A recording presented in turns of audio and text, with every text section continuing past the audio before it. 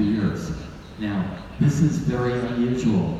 When we compared the percentage of vital bone and VitalOS to the Osteon 2, we got the same results to 2 decimal points. 2 decimal points. They were both the same, 13.35, both, okay? So that's about as good a comparison as you could possibly get. So you have your choice. Like I said, it's not about the graft material, it's about the product, the thing that it gives you. You create the space, you get a blood supply, you wait long enough, and then you have your choice now about different osteoconductive graft materials. Some are slowly resorbed, some are more rapidly resorbing, and you get to make your choice, but they all work very well.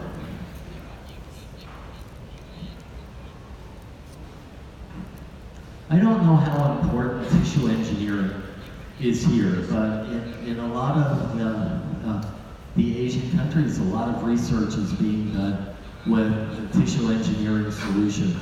And we've also done that in the United States, and it's very interesting. Why are people pushing tissue engineering solutions when you have a surgical procedure that has a 98.6% implant success rate? Why do we need anything else? So I just want to quickly look at some of these things with you, and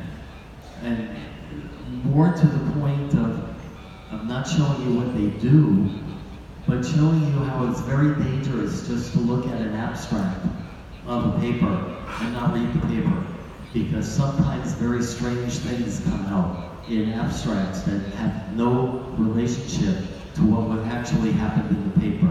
And here's one very interesting. In 2014, the Academy of Osseointegration did a big review on treatment of the maxillary sinus. They got 100 clinicians together for 3 days. They wrote evidence-based reviews.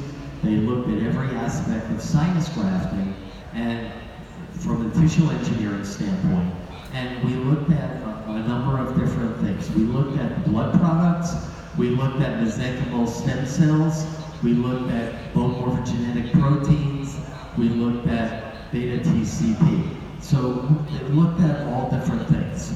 And they took them 2 years until they published their review. So this is very interesting.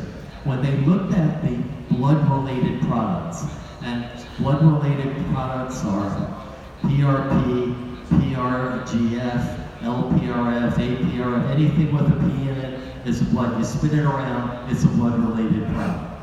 And when they looked at them, they did not show a significant difference from the controls. This is what the evidence-based review showed. Now, this is not soft tissue, we're talking about bone. It showed no difference, okay? Except for 2 studies out of the 12, which showed you got a little bit faster bone formation. When they looked at the mesenchymal stem cells, no difference from the controls. Again, when they looked at the BMP2, there were 4 studies, 3 the same as the controls, and 1 actually worse. The control did better without the BMP2. So I want you to remember that. With BMP2, which is bone morphogenetic protein, 3 the same, 1 worse. Okay? So let's see what happens with this. 3 the same, 1 worse. But after they presented all of the studies, which nobody looks at because it's too many pages and it's a whole bunch of numbers, all you want to do is look at what they tell you to do. This is very interesting, okay?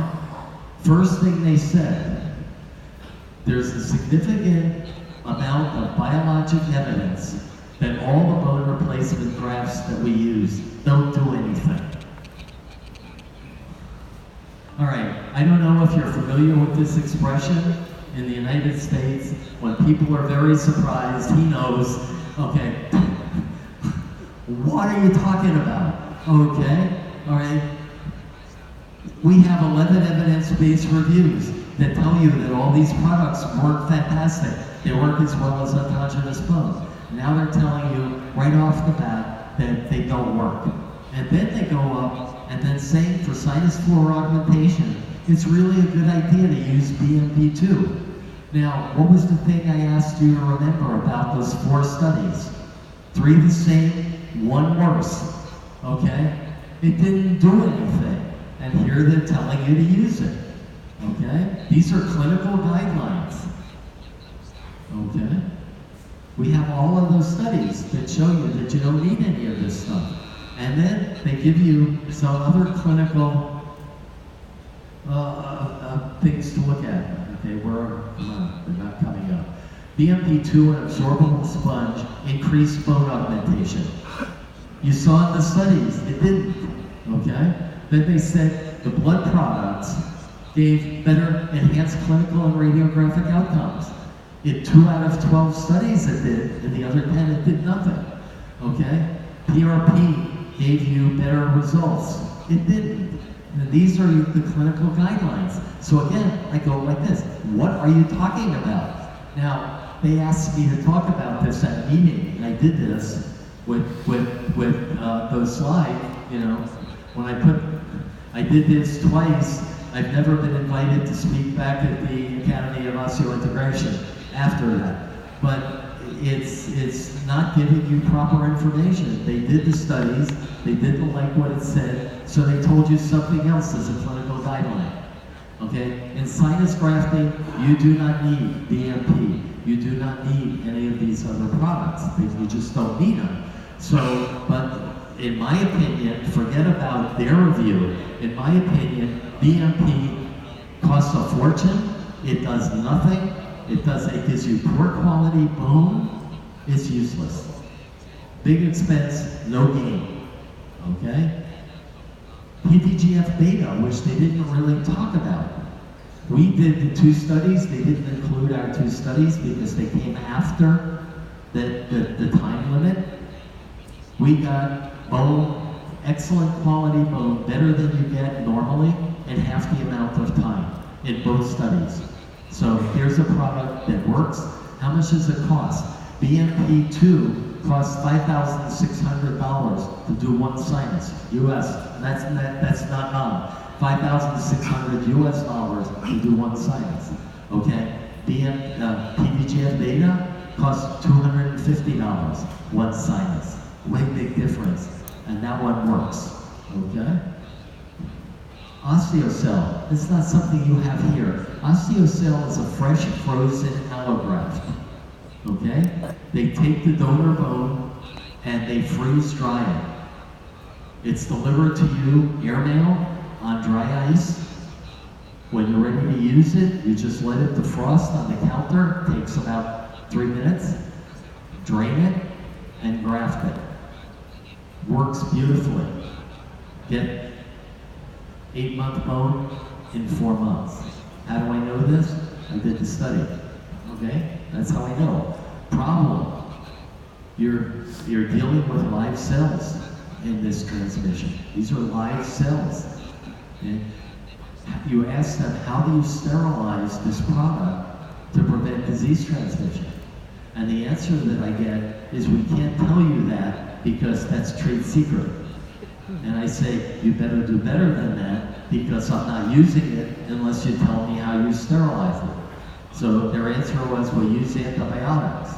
And then I said, well, what antibiotics? Well, we can't tell you that, it's trade secret. So I don't use it anymore, okay? And that was, everybody in the whole group said the same thing. Sorry, it works, but we're not using it. So the whole thing with tissue and engineering boils down to they have one product that works. Recombinant PDGF beta, liquid in a bottle, $250. Hydrate your graft material with it, and that's no special skill required. And you know, I look at this whole thing again. We have such high success rates. What are we trying to gain with all of these additional products? You know, there's not much that we need. To carry it one step further, and then we'll stop with graft materials. It took 2 years for them to put this literature on your desk. That's how long it took them to publish it. So it comes out, and with it comes the next issue of the journal.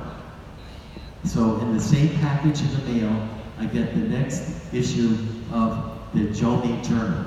And the editorial in the Jomi Journal is by the group that was in charge of the 1996 Sinus Consensus Conference. Okay? I was at that conference, okay? That's how old I am, okay? And at that conference, they said, autogenous bone is what you should be using in the sinus graft. And every once in a while, in certain cases, you can use a bone replacement graft. Well, that's because they wouldn't listen to anybody that had evidence on bone replacement grafts. They wanted it to be autogenous bone, so they made it autogenous bone. Okay, now the same group of people comes up and says this, unbelievable. It has now been shown that non-inductive bone replacement grafts work as well or better than autogenous bone.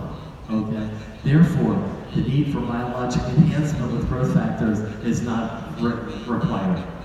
So that's how much things changed since 1996 until now. So I hope with all of this, craziness here that I've been talking about, that you understand the basic concepts. Is that the bone graft is not the answer. You have to create space. You have to get a blood supply to it, and you have to wait long enough time for it to work.